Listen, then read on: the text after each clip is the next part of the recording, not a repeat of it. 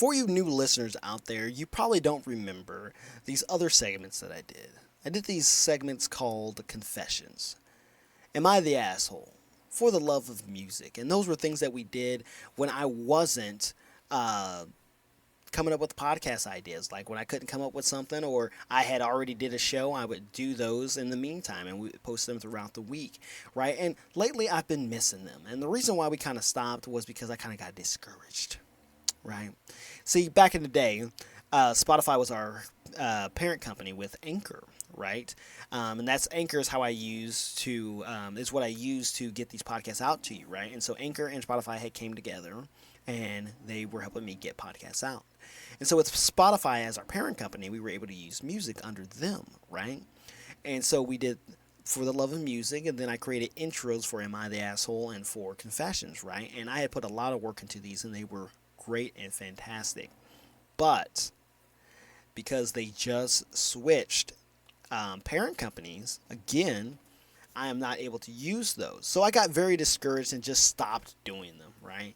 And then I was listening to recent episodes that we've done, right? And I was thinking to myself, a lot of these episodes are serious, right? They deal with a lot of serious topics and things like that. And on the show, we do want to talk about the serious topics, right? But we also want to talk about fun topics, right? And what's also going on in the world, right? So I do think that a lot of these topics are important for us to be talking about. But then also, too, I think we as people, we just kind of need to relax, right?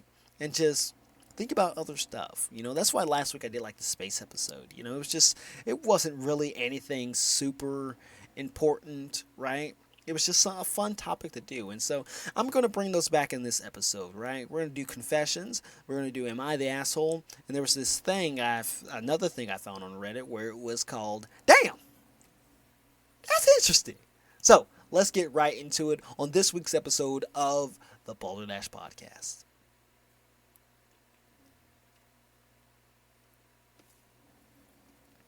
So we'll start out with Confessions here. Man, let me tell you something. I had Confessions, right? It had the theme song had Usher's Confession, and it just had that and I came up with this thing. I took clips from movies where they were confessing the truth and just doing a lot of confessing and stuff like that. Like, forgive me, Father, for I have sinned. You have bewitched me, body and soul. You want the truth?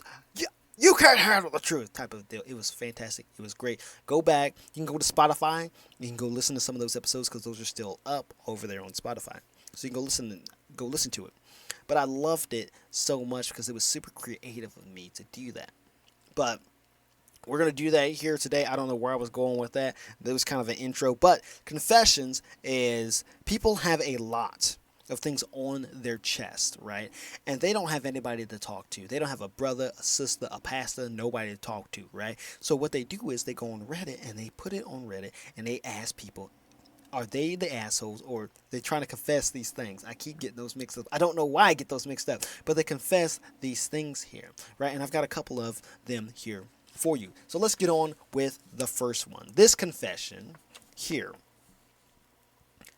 This was about 8 or 9 years ago in New York.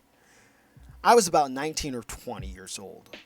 It was about 8 p.m. My friends and I were on our way back to our hotel.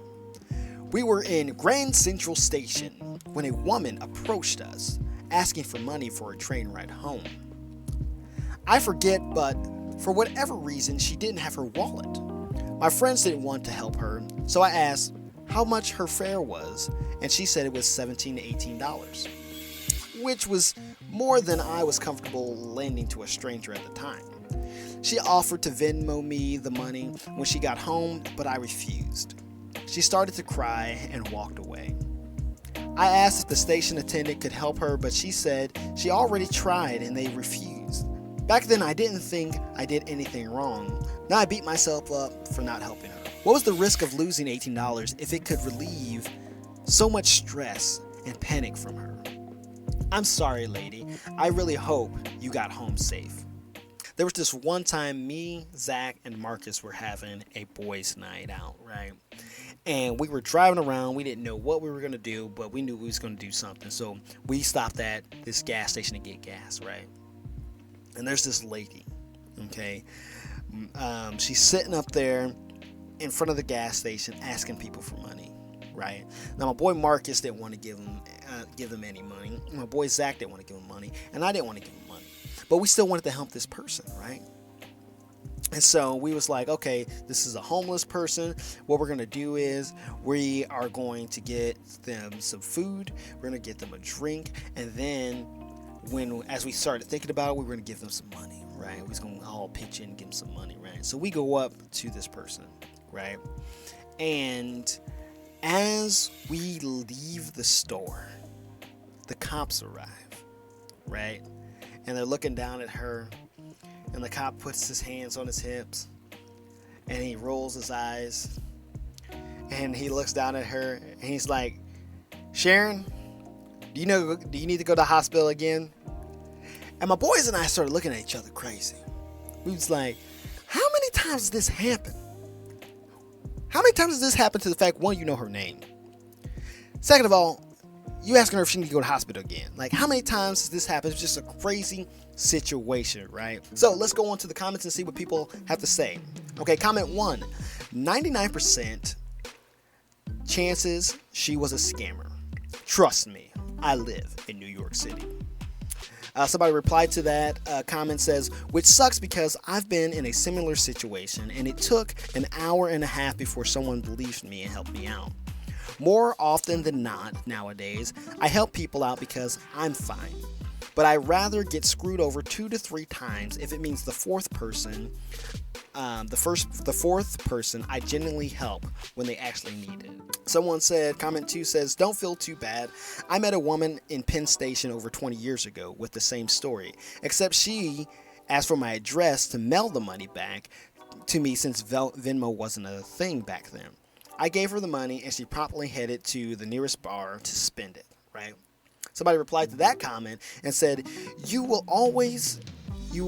can always say, I'll go pay for it for you or whatever. If they turn it down, you know the money is not for what they're asking for, right? Comment 3 says, I don't live in an area with trains or buses, but I've seen a similar con at a gas station. They approach you with, I'm almost on empty, I have no cash, and my credit cards aren't working. Could you give me a few bucks to get home? I fell for that once.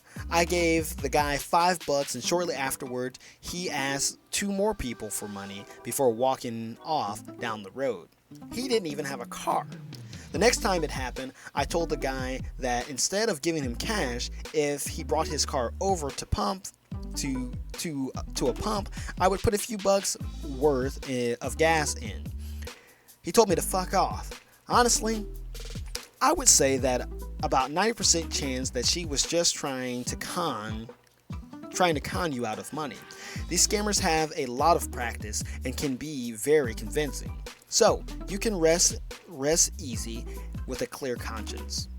Now with these comments, there were a lot of people talking about how they were upset about these people taking this money and doing whatever with it, right? Okay. But remember in the episode I talked about how we all have a crutch, right? We do, right? And these people are asking for money and they're going to do whatever they want with it, right? It is just up to you to be a good person, right? You know what I'm saying? Like, if you want to give them money, give them money. If you don't, that's fine. But we as people shouldn't be worried about what they're going to do with it, right? It just comes down to you being the good person, right? Like, if you see a person in need, they ask you for some money, and then you feel led to give them money, give them money, and then don't worry about it, right? Like the guy said earlier, like, I'll help somebody because I know I'm fine. As long as you're good, right? Help somebody out. Don't worry about what they're going to do with the money, because 9 times out of 10, you're going to be upset at what they do with it, right? Like I said, they might go to a bar. They might go do drugs. That's their crutch in life. Sometimes they are really in need. Like they do actually need the gas, right? Like they do need food or something like that, right? 9 times out of 10. But I think we as people shouldn't be really worried about what the person is doing with the money. We should just be the good person and just give it to them if we feel that type of a deal, right? Have you guys ever heard of a group called Sisters of the Valley? Right? Have you ever heard of a group like that? If you haven't, it's okay, because I never heard of these ladies, right? Never heard about them. This is the first time, okay? And these ladies, right, the Sisters of the Valley, or as some people call them, weed nuns, are part of an international group founded in 2014, whose pledge is to spread the gospel of healing powers of cannabis. Now, despite their clothing, these women are not Catholic or part of any religion, right? Like, can you imagine? They're like nowadays hippies, okay? That might not be politically correct or whatever, but that's what they kind of are. Like, they're just, you got back pain? Let me tell you something. This right here,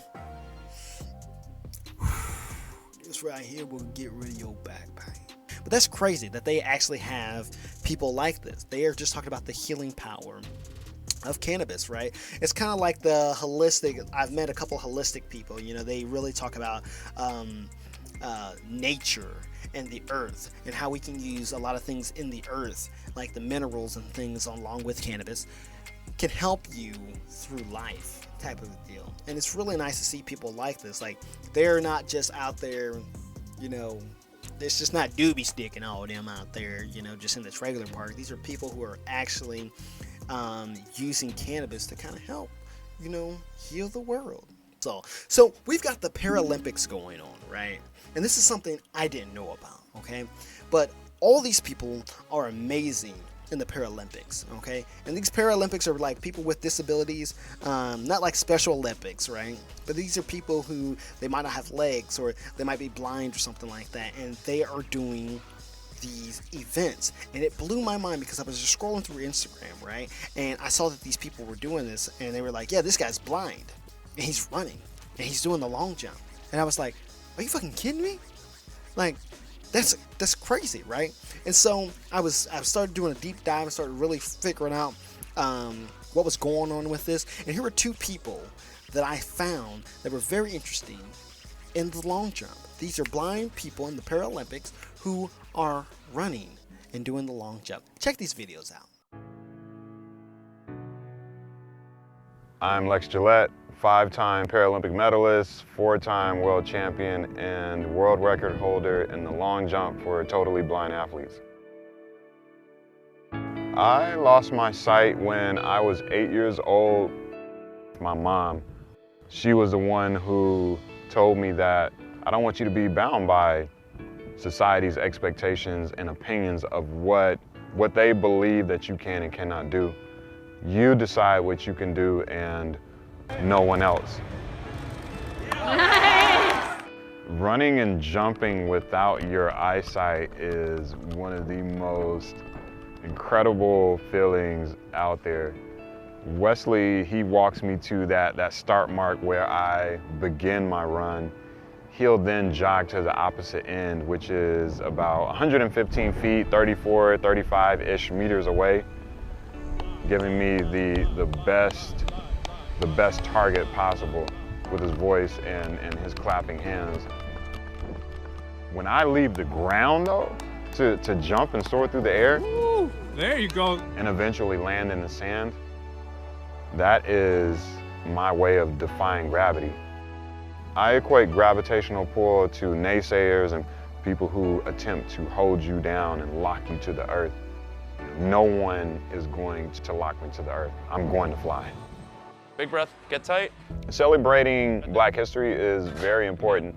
I think that the conversation and the discussions are great, and I think that it's amazing that we certainly celebrate Black history, but I think that it certainly extends beyond just these 28 days. We need to get to a space where we are making this country a better space to live in.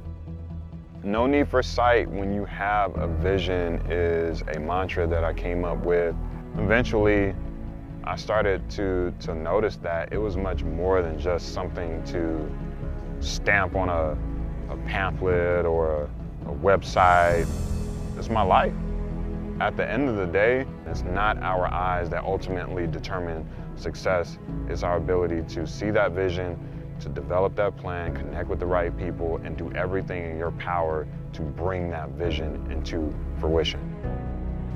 My ultimate goal as an athlete is to go to the Paralympic Games and to win a gold medal. Beyond athletics, my goal is to continue being an advocate, a mentor, an ally, and be a guide for other people so that they can navigate down their own runway and soar into their destiny. Crowd been entertained all evening long, and moments ago, third round in the men's T11 long jump competition, the leader, Di Dongdong of China, working with his assistant.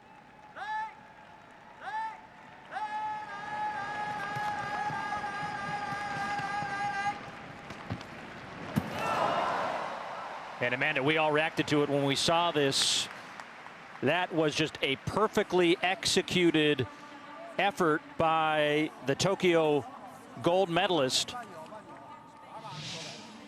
And as we look at it again, you're witnessing what would be eventually measured out to be a new world record, 22 feet 5 3/4 of an inch. Again, he hits that spot where the chalk comes up. That's where it's measured from.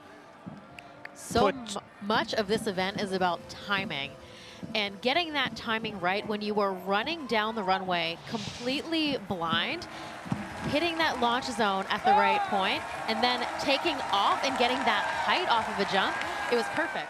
Okay, see, I'm a person who is one of those people who I don't even think I could do a long jump and I can see, that's what I think. Like, I can't do that. But so I think that's what the Olympics are for, right? I think the Olympics are a great event, okay? Because you have people who, like, let's just take the normal Olympics for a minute. The normal Olympics are just people who are pushing themselves to a limit beyond most humans to achieve these great feats, right? Like, they work super hard to achieve these great feats, right? And that's a feat in itself. Now, you have people like in the Special Olympics, right? People look at them in a certain way and say, you can't do this. It's not possible for you to do this because you have this mental, this physical disability, right? And they prove them wrong. They go above and beyond. And the same thing with these Paralympics, right? These people have something that is bringing them down that the world might look at as something that puts them down. Like, you can't accomplish this because you have this thing going on, right? And they go above and beyond, and it's just so great in all these Olympics, right? I think the Olympics is fantastic, man. And it just blows your mind because, like, you'll see Simone Biles doing the gymnastic stuff and you're just like, man, that is fantastic. I went to the Special Olympics here in Terre Haute. It was just so fantastic because you do get a certain mindset about certain people, right? You get a certain mindset about people because in normal life you see people with a disability and you think you might have an unconscious bias where you're just like, they can't do much, right? But I saw kids who were paralyzed in a wheelchair, lifting weights above their heads, more weight than I could do, right? I saw people with disabilities who were swimming, right? And they were doing a better job swimming than I could, right? And I'm supposed to be a normal, able-bodied person, right? It just blows my mind, right? You see these people in the Paralympics, like, they're blind, but here they are doing the long jump, right? And they're running these races and they're doing all these things. It's just crazy to me, right? How these people go above and beyond, right? And I like that, right? I like that they go against the grain, right? I like the fact that people have this certain mindset about them and they're just like, listen here, that's your mindset about me, but let me tell you something. I'm going to prove you wrong, right? I love that about them. So I really enjoyed that. I didn't know anything about that, right? I didn't know about that, and let me tell you something. Those two things, damn, it was interesting. This is so stupid. Okay, let's move on to Am I the Asshole?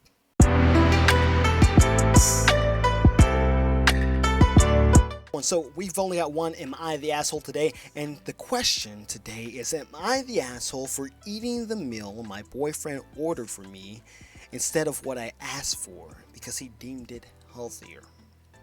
Ooh. Ooh boy. Here we go. You ready for this? I am a female, 23 years old. Have a boyfriend who's a 30-year-old. For about a year and a half, I work out every day at 5 a.m. But I have a bad relationship with food because my dad was a bodybuilder and my mom wanted me to be stick thin. So I struggled a lot growing up and even now with keeping a healthy balance. My boyfriend knows this and often comments on what I'm eating still. If I have a salad, he says I should use a different dressing. If I have a sandwich, he says I should get a salad. If I want lemonade, he says it should be a diet one. And he will make these comments in front of other people and think he's whispering. She continues. Anyway, a few days ago, I didn't eat all day, and I hadn't eaten dinner the night before. Just super busy and felt too stressed to eat. Dinner comes around and he's hungry, and he asked me if I want a meal from blah blah blah. I said yes and told him my order. He said I should get my order with fruit and grilled chicken instead of crispy and small fries. I explained it's in my calories for the week/day and I got 23,000 steps in today and I should be good. He left and said okay. When he came back, he had the meal with the grilled chicken. The order I asked him to get tasted gross with the grilled chicken because of how they season it and lemon herbs. He could see that I was frustrated and he said it must be a mistake by them. But it said on the ticket that it was requested and to substitute grilled chicken, right? He offered to let me have his food of crispy chicken, but I was frustrated and said I wasn't going to eat anything. I know it's just dinner and people are starving, but I'm so frustrated because it makes me feel like he's saying I'm fat. I genuinely work hard to keep a nice, healthy body. I just wanted to have one unhealthy meal. I'm being very dramatic. I get it. He eventually admitted he asked for grilled chicken and just thought since I didn't go to the gym today, I could use the grilled, and he ordered fries for me instead of a fruit cup. He says I'm being dramatic and ridiculous and that I made him waste money on food, which is true. He has been in a huff since then and I just didn't want to eat it because I thought it was gross. I tried a couple of bites. Today we went on lunch and he was quiet and then said, I just don't want to say anything that's going to piss you off. So, am I the asshole for refusing to eat it? He has been in a bad mood ever since, and I haven't brought it back up. I left it alone that night. I know I'm being dramatic, but why order something I said I didn't want? Sorry, it was so long. But he's very loud. So, what we have right here right now, we have a person with an eating disorder, right? And then we also have a boyfriend who is trying to be helpful, but he's not doing it in the right way, right? Like, she told him about her life and things growing up, and he sees the problem. He sees this kind of as a problem like that he needs to fix, because that's how just our minds work, right? But in this case, I don't think she wants him to fix it because she is already fixing the problem in her mind, right? She just wants him to support her and listen, which is something we as men struggle with, right? A lot of people, I read a lot of the comments before, and a lot of people were saying he was abusive, right? And one of the things I said is we don't know that he was abusive because we don't know the tone of the boyfriend, right?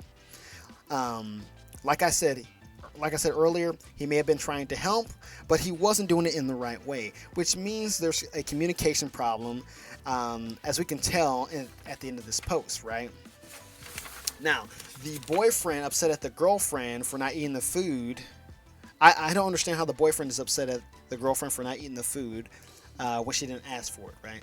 It's one of those things like, if you ask me if I want something to eat and I say yes, and you say, what do you want, Joe? And I tell you my order, and then you come back and it's not that order, I'm going to be upset because I have fixed my mouth for it, right? I have fixed my belly for it. I have fixed my brain for it, right? And I just don't know. I will say that he's probably treating her like a child, especially because of their 7-year age gap. But enough of my opinion, okay? Let's just read and see what these people have to say in the comment, okay? Right? Comment number 1, and we only gonna do one comment today because we are running close on time.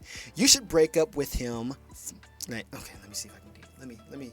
Ooh, I haven't done cilantro in a minute. Let's do cilantro. Okay, let me see if I can do this in character.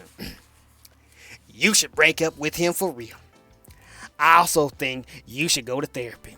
Because part of me wonders if you're okay with his controlling attitude about your diet/exercise routine. Because it was used. Okay. You should break up with him for real. I also think you should go to therapy because part of me wonders if you're okay with his controlling attitude about your diet/exercise routine because it was what you're used to from your childhood. That isn't okay or normal. If you really internalized if you really had internalized that it's not okay or normal, you wouldn't be here on Reddit asking us if you're the asshole for being upset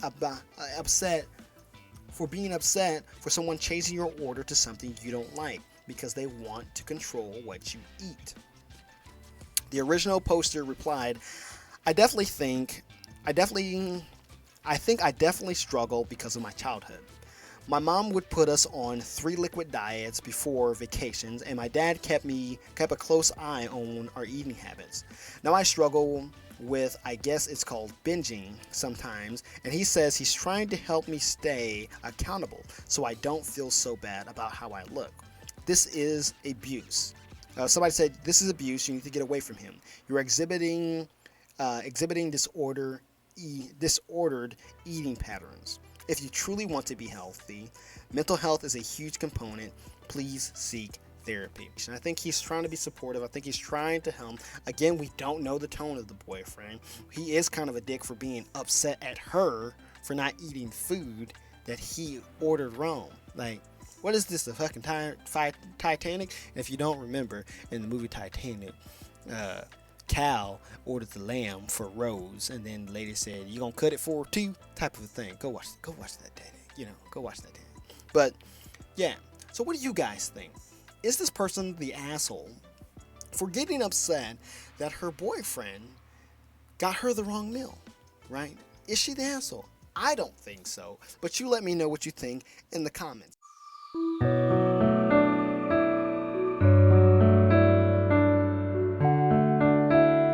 Be the person who sees clearly, reacts less to the world around you, calmly observe reality, relax your body, communicate with care, ignore the stories in your mind, and listen to what feels right. Bringing in this energy not only makes your life clearer, but brings peace and clarity to the lives of everyone around you.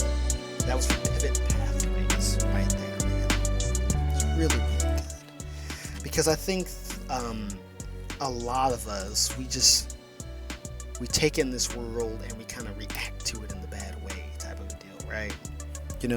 We are not reacting to the world less, especially with like TikTok and Facebook and stuff like that. We're just supposed to be reacting, right? But kind of like in Am I the Asshole, right? We need to react less to the world. We need to listen to what's going on around us, right? We need to just kind of be peaceful about things. And that's really something that's going to be really hard for us because this is an election year, right? So many things are going on and we want to react to them. We want to speak our mind. We want to make sure that our point gets across. But really, I think we need to really take what this quote is saying, right? Let me say it again. Be the person who sees clearly, reacts less to the world around you, calmly observe reality, relax your body, communicate with care, ignore the stories in your mind, and listen to what feels right. Bringing in this energy not only makes your life clearer, but also brings peace and clarity to the lives of everyone around you. That's some good stuff right there, right? So I'm going to leave you guys on that, right? Because I just think that was beautiful. But tell me what you guys think about this. Should I put more confession? Damn, that's interesting. Am I the asshole on deck? Right? Just kind of have them ready. So when you guys say, hey, we want another episode of that, I'll have these ready for you. Or should we just go back to our serious stuff and kind of do like fun stuff along the way? You guys let me know. Guys, I thank you so much for listening to this show, and go out and spread love and peace in the world because we need it, right? Like in these two things, right? Go out and help a poor people and give them, or a poor person and give them money. You don't know what they're going through. You don't know if they're going to help their crutch or if they're really trying to get through something. Listen to people, right? Listen to what they're saying. Don't always try to fix the problem, because a lot of times the problem doesn't need to be fixed. Or the way to fix the problem is to let that person figure it out through themselves, and you just be support, right? And then always be striving to be bigger and better. That's what we got out this episode, right? Okay? So make sure you go out there and you do that. Go out and spread love and peace, because we need it in this world. In the worlds of Ed Sheeran, we are beautiful people. That song's been in my head. That's why we need to go share love, peace in the world. Guys, thank you so much for listening to the show. I will see you next week on another episode of the Boulder Dash Podcast. Thank you guys so much for listening to the Boulder Dash Podcast. Now, remember, I cannot deal with all the craziness and information myself, so be sure to like, subscribe, and comment about any episodes. You can drop us a line at Gateway Pro Productions on Facebook, the Boulder Dash Podcast on YouTube, Spotify, or Apple Podcasts, or on Instagram at boulder_2020. Don't forget to check out our merch on tpublics.com/GWP. We'll see you guys next week on another episode of the Boulder Dash Podcast. See you guys later.